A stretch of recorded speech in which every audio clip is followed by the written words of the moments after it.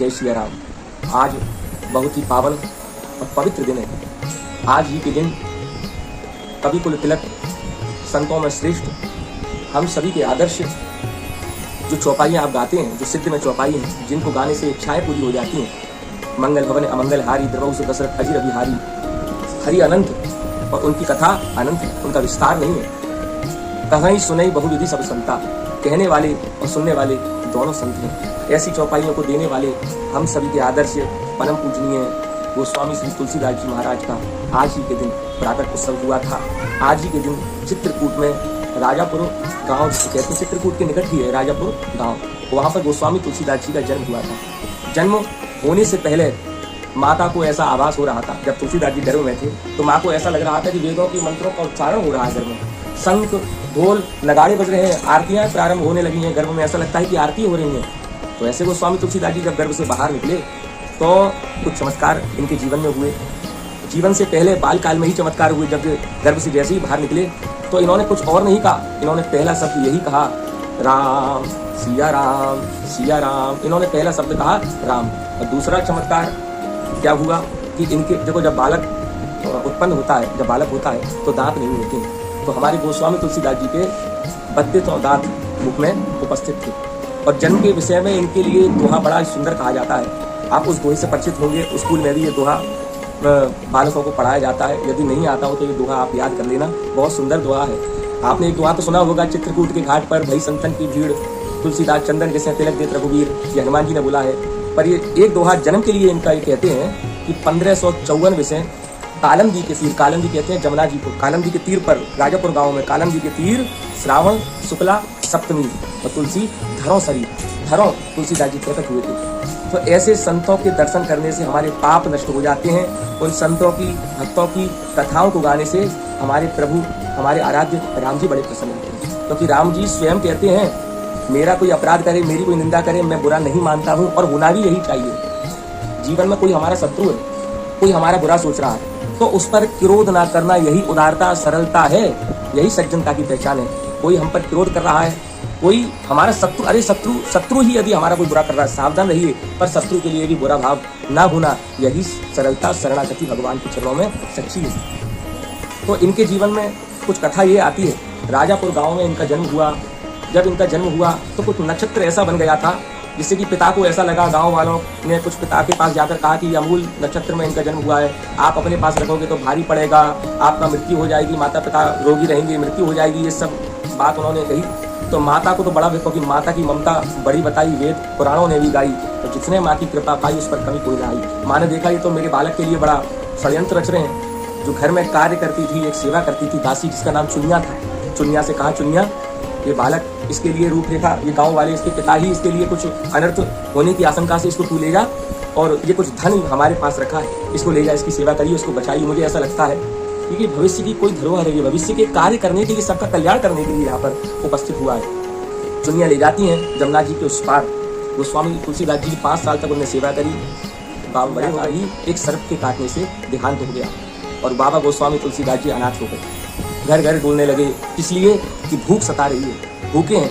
अब गोस्वामी तुलसीदास जी के लिए ये अफवाह फैला दी गई थी कि ये अमुक वाला के, इसके दर्शन भी करोगे, इसको देखोगे तो आपके जीवन में अनहोनी होगी, कुछ घटना घटित होगी। तो गोस्वामी तुलसीदास जी, जब बाबा हमारे भोजन के लिए, ब्राह्मण शरीर है, भिक्षा और भीख में अंतर होता है। ब्राह्मण का भिक्षा में अधिकार है, भिक्षा मांगने से जो होता है ना, उससे अभिमान नहीं होता। जो ब्राह्मण भिक्षा नहीं मांगता उसको वो अभिमान उसको उत्पन्न हो जाता है। उन्हीं बीच में ऐसा हुआ, शंकर भगवान सारी लीला कैलाश से देख रही थी, माँ पार्वती मैया भी देख रही थी, क्योंकि दोनों की नजर उन पर थी। पार्वती ने शंकर भगवान से कहा कि बालक अनाथ है। शंकर भगवान ने कहा तुम सबकी माँ हो, जाओ उसके पास। तो पार्वती मैया खीर का पात्र लेकर, और अपने कोई इनको पहचान नहीं सके, रूप बदल कर गोस्वामी तुलसीदास जी के पास करीब 2 साल तक ये सिलसिला चलता रहा। 2 साल तक गोस्वामी तुलसीदास जी को खीर पका के चली जाती। अब सबने देखा ये बालक मरा नहीं अभी तक, क्योंकि सबकी योजना ये थी ये मर जाए तो ठीक है, पहले ऐसी नेगेटिव सोच रहा करती थी। पर धन्य है गोस्वामी तुलसीदास जी, चौपाइयों के माध्यम से, ग्रंथों के माध्यम से जो विपरीत सोच थी वो अच्छी सोच में गोस्वामी तुलसीदास जी सुंदरकांड में क्या कहते हैं, सुमति और कुमति। कुमति बुरी बुद्धि, सुमति अच्छी बुद्धि। सुमति जहाँ होती है नाना प्रकार की संपदा होती है, अच्छा होता है, कल्याण होता है। और जो बुरी बुद्धि होती है रावण जैसी, नष्ट हो जाता है। इसके बाद देखिए माँ पार्वती मैया भोजन करा के तो चली जाती थी। शंकर भगवान की प्रेरणा से गोस्वामी तुलसीदास जी को एक गुरु मिले। देखिए आप भी समझिए इस बात को बिल्कुल। हम गुरु को चुन रहे हैं, ये अभिमान है। गुरु ने हमको चुना, गुरु ने हमको इस पात्र समझा कि उन्होंने हमको मंत्र दिया, ये तो अच्छी बुद्धि है। और हमने गुरु को चुना है, ऐसा अभिमान आपको खा जाएगा। नर हरिदास जी महाराज रामानुजाचार्य जी के शिष्य थे, 12 शिष्य प्रधान थे।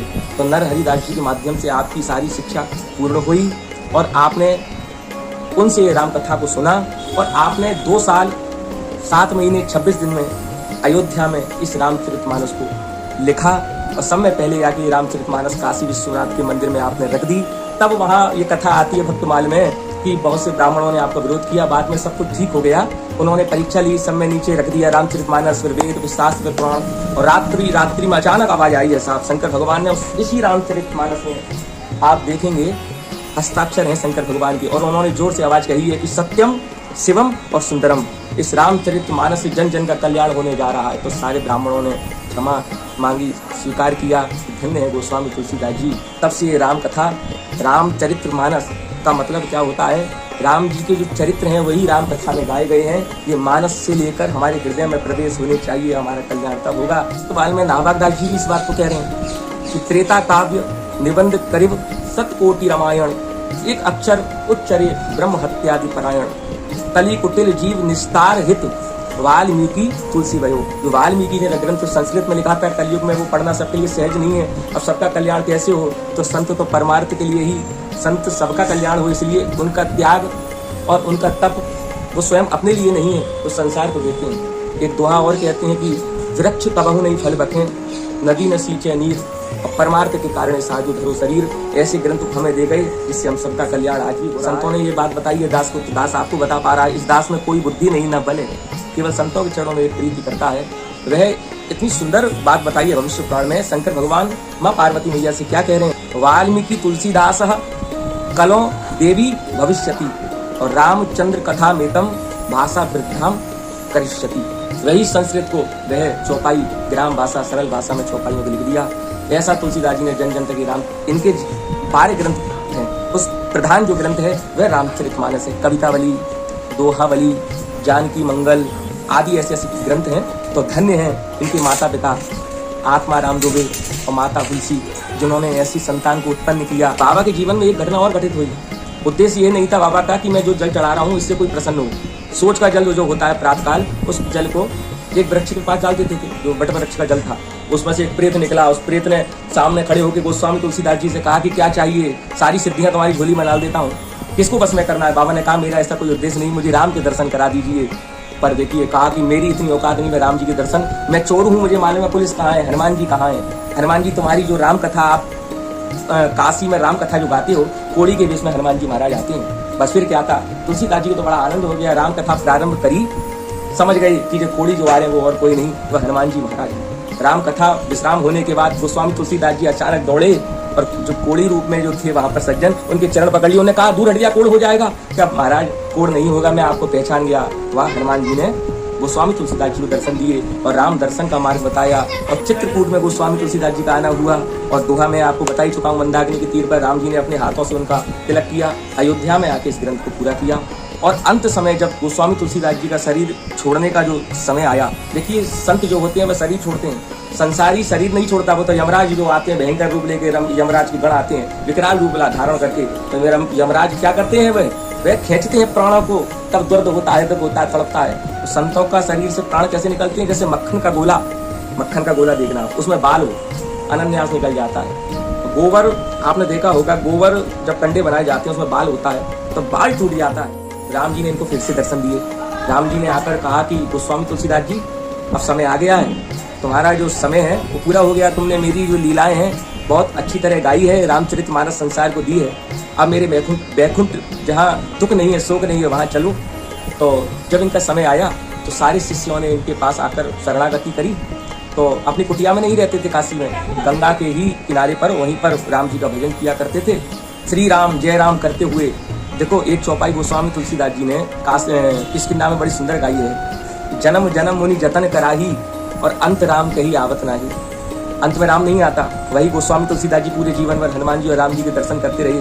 अंत में राम राम कहकर इन्होंने अपने शरीर को आसानी से ही, संसारी का जब शरीर छूटता है तो बहुत पीड़ा दर्द होती है, और संत का जब शरीर पूरा होता है तो जैसे हाथी के गले में माला गिर जाती है, उसको जान नहीं पड़ता, ऐसी शरीर छूट जाता है। तो एक दोहा इनके लिए, जब इनका समय विश्राम का आया तो एक दोहा बड़ा प्रचलित है। आइए उस दोहे को गाकर हम अपनी कथा को भी विश्राम करते हैं। संवत 1680, 80 गंग के तीर, श्रावण शुक्ला सप्तमी, और तुलसी तजो शरीर। तो ऐसे तुलसीदास जी महाराज को हम सभी लोग बार बार प्रणाम करते हैं। और आप भी इस दास को अब आज्ञा दीजिए, ये फिर कोई ना कोई कथा के माध्यम से आप सभी के सामने उपस्थित होगा।